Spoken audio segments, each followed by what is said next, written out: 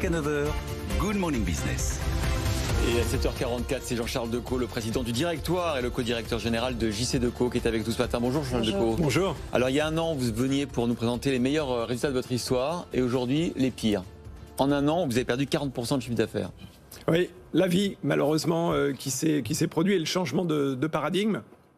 Alors c'est vrai qu'il y a un an, c'était les meilleurs résultats de notre histoire. En 2019, 2020, une année qui a été très fortement impactée non seulement par l'épidémie mais surtout par les conséquences des mesures de confinement dans un certain nombre de marchés. Mais le groupe a réussi vraiment cette année, et je tiens à le saluer, toutes nos équipes, remercier aussi nos partenaires, puisqu'on a réussi malgré tout, dans cette année difficile, à démontrer la résilience à la fois de nos équipes opérationnelles, mais aussi de notre modèle financier, ce qui n'est pas simple quand on perd 40% de son chiffre d'affaires. Et quand on perd 600 millions d'euros en résultat net, vous arrivez quand même à faire du cash flow, à baisser votre dette?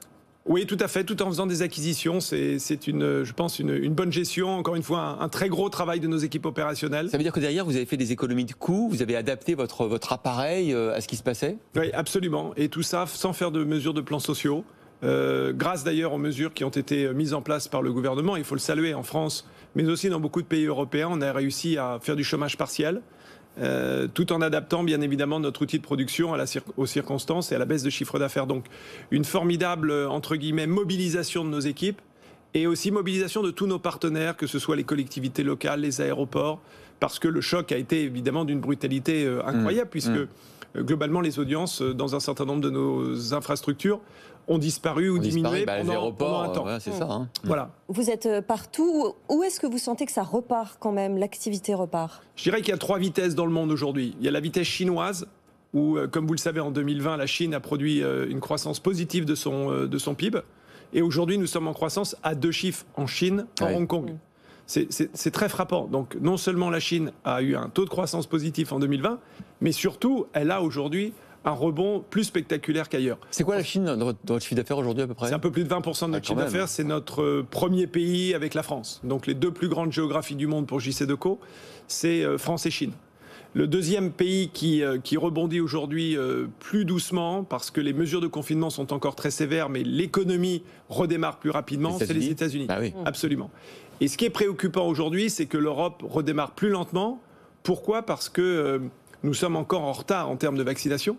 Et dites-vous. Et on voit là bien encore, ça va dépendre de cette vaccination et de la fin des confinements. Et bien sûr. Et le problème d'aujourd'hui, c'est que non seulement pour nous-mêmes, mais surtout pour tous nos partenaires, je pense aux petits commerçants, aux hôteliers, il est urgent que nous vaccinions 7 jours sur 7, je dirais quasiment 24 heures sur 24. Ouais. Parce que c'est ce qui nous sortira de ce moment inouï, inédit, plus évidemment toutes les populations qui sont en grande souffrance de cette situation à la fois économique et sociale. Du coup, j'ai vu votre prévision de chiffre d'affaires pour le premier trimestre en organique, une baisse de 40% encore. Ça veut dire que on n'est pas encore au bout du tunnel et que ça prendra combien de temps, selon vous, pour qu'on revienne à une situation à peu près normale, sachant que beaucoup d'entreprises vont être fragilisées, elles vont peut-être moins investir en affichage. Comment vous voyez un peu les choses? Ce qui est très intéressant, c'est que lors du premier confinement ou lors des déconfinements dans les autres marchés, il se passe 3 semaines entre l'ouverture de l'activité et la réouverture de l'activité à la vie normale, en fait.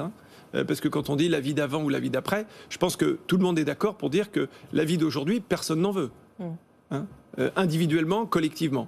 Et donc, on voit qu'il se passe 3 semaines, 1 mois, pour que l'activité redémarre sensiblement. Premier confinement, le 11 mai, on se déconfine.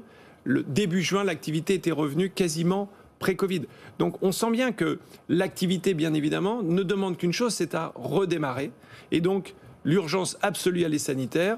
Et nous-mêmes, entreprises, on en appelle au gouvernement pour nous donner des vaccins pour qu'on puisse vacciner nos collaborateurs. Nous sommes prêts. Alors aujourd'hui, les médecins du travail peuvent vacciner les collaborateurs, mais nous, les entreprises, nous sommes prêts à les vacciner. Je pense que ça aidera et soulagera les personnels soignants et puis les médecins de ville, bien évidemment, pour vacciner la population dans les meilleures conditions et dans les meilleurs délais. C'est la priorité absolue, l'urgence économique, sociale, psychologique pour nos collaborateurs et toutes les populations dans ce moment inédit. Comment vous voyez l'évolution de votre activité en dehors de l'affichage? Quels sont les autres services que vous avez envie de développer, peut-être fort de l'enseignement de ce qui s'est passé pendant un an? 3 enjeux très importants pour nous. La communication universelle dans tous les territoires. à la fois bien évidemment dans les villes, mais aussi dans les réseaux de transport, dans les grands aéroports. Et ça, c'est une donne très importante. La deuxième chose, c'est la mobilité. On voit bien qu'il y a dans les mobilités douces une révolution que nous avons lancée il y a un peu plus de 20 ans, avec les fameux Vélib, puis les Vélov, puis tous les systèmes de vélo en libre-service. Puis troisièmement, l'hygiène dans les villes. Vous savez qu'on était très axés sur l'hygiène dans les villes, à la fois avec nos systèmes de sanitaire entretien automatique dans le monde. Nous sommes le leader mondial, plus de 30 pays. Il faut savoir que, par exemple, en France, tous les ans, c'est plus de 23 millions d'utilisateurs dans nos systèmes. Et puis aussi, bien sûr, les systèmes de gel hydroalcoolique dans les lieux publics. Donc on voit bien qu'il y a tous ces sujets de la mobilité douce, de l'hygiène sur le domaine public, qui portent nos produits et nos services au plus grand bénéfice, bien évidemment, de nos utilisateurs qui sont et qui se chiffrent par millions tous les jours dans toutes les villes du monde, plus de 4500 villes dans le monde. Sur lesquelles vous allez continuer donc d'investir? Bien évidemment, et nous avons investi l'année dernière d'ailleurs un peu moins de 200 millions d'euros malgré la crise, parce que nous préparons l'avenir et nous devons continuer à investir dans nos ressources humaines, mais bien évidemment aussi dans nos investissements du futur, notamment sur la digitalisation, sur la publicité programmatique pour servir nos annonceurs, qui, je pense, ne demandent qu'une chose aujourd'hui, c'est de retrouver une vie, évidemment, post-Covid 2019. Comme nous tous, merci Jean-Charles Decaux, président du directoire de JC Decaux, d'avoir été avec nous ce matin pour commenter à chaud vos résultats que je rappelle, moins 40% de chiffre d'affaires, un déficit à 600 millions, mais du cash flow, des investissements et de l'espoir. On est d'accord? Absolument, toujours.